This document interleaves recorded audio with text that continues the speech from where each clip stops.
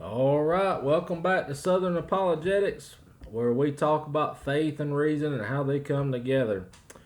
All right, so last time I talked to you about does truth exist, and I forgot to mention the last part of it, which would be self-defeating statements. So I'm just going to add it in this clip, and then we'll discuss. So I'm just going to list out a few examples of what a self-defeating statement is.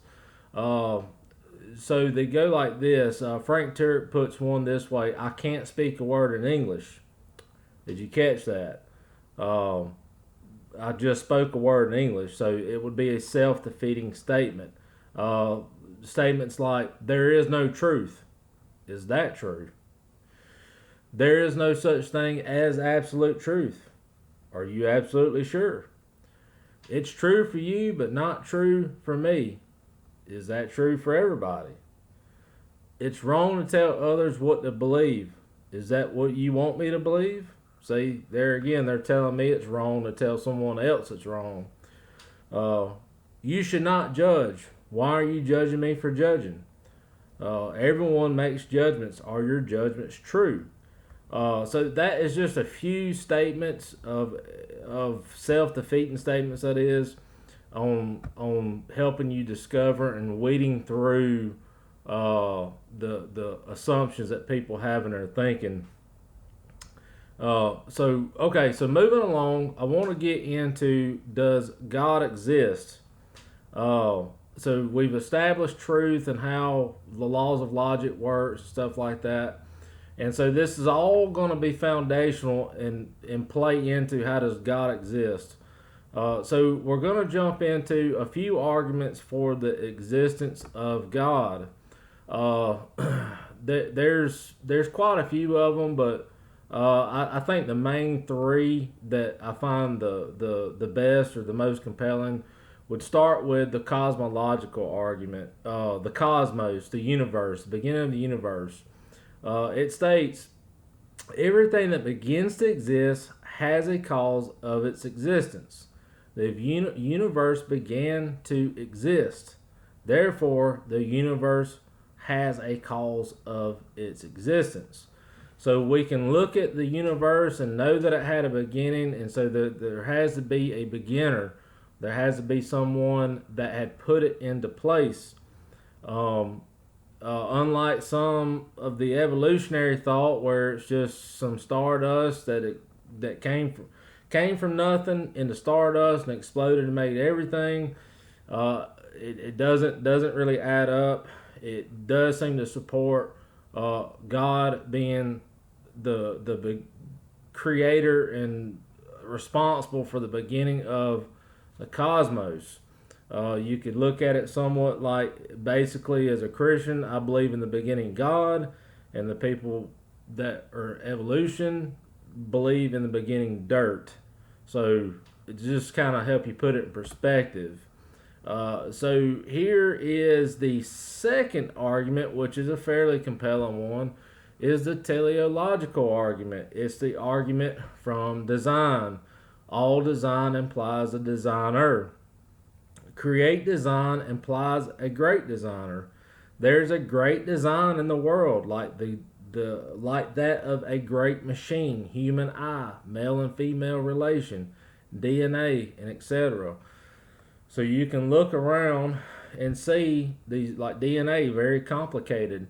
It would take someone to design and know what they are doing and make all of that work together. Uh, Another teleological argument.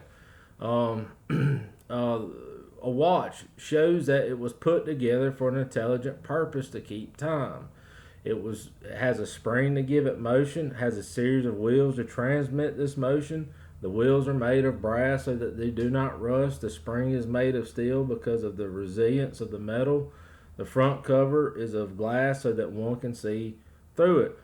Similar to a car, you can look at a car, it's got a multitude of parts. If one part fails to work, there's a high chance the whole car is not going to work. The car was designed for a purpose, so there was a designer behind it. The world itself shows even greater evidence that of a design. you have a creation. It begs the question: there's got to be a creator. Um, so those are a couple of the arguments, and like I said, there's many more. The third one I tend to like is the moral arguments. C.S. Lewis called it the moral lawgiver uh, in his book Mere Christianity. There must be a universal moral law, or else disagreements would make no sense. All criticisms are meaningless. The Nazis are wrong. It wouldn't make any sense. There would be no need for a criticism. Uh, Promise and treaty keeping are unnecessary. We would not make excuses for breaking the moral law. This moral law cannot be just herd instinct or herd mentally. This moral law cannot be a simple convention. This moral law cannot be identified with the law of nature. Everybody has got the moral law written on their heart. Don't lie, don't steal, don't commit adultery, don't commit murder, and there's several more. So you can have all these written on your heart. The reason why there's such division over it is because people suppress it. They suppress it by their sinful nature. They like what they do. So going on, man is key to understanding this moral law because he knows that moral prescriptions cannot simply be derived from what morally is descriptions, what is done. The source of this moral law must be more like man than nature, mind. Moral laws came from minds, not matter. The source of the moral law cannot merely be part of a physical universe. Moral law doesn't.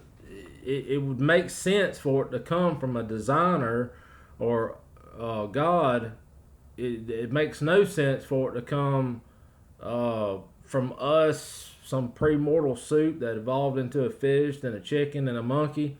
It just doesn't make sense. It's not plausible to believe in it, and it sounds like a fairy tale. Those three arguments, like I say, there's many more, but those three arguments tend to be some of the better ones. The argument for the cosmos, the argument for design, and the argument for morality.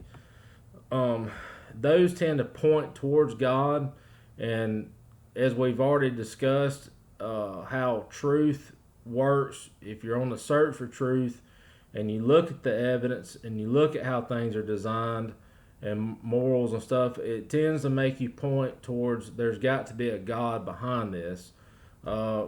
It just goes without saying. You can walk out in the woods, you can see a house that's been built. You don't see the builder, you don't see anyone around, but you know that there was a builder there. There was somebody that created that house. So you do know that there is points to it. So with that said, there's at the end of the day, we can rest assured that there is a God, the God of the Bible, and that God exists. So next YouTube video I'm going to put out, we're going to get a little bit more involved into the Bible and look at Jesus, and if Jesus passes the test for being God, fully God and fully man, and the reliability of that. And so with that said, thank you for joining in. Stay tuned, and if you like these videos, like and subscribe to the channel, and I will be with you again.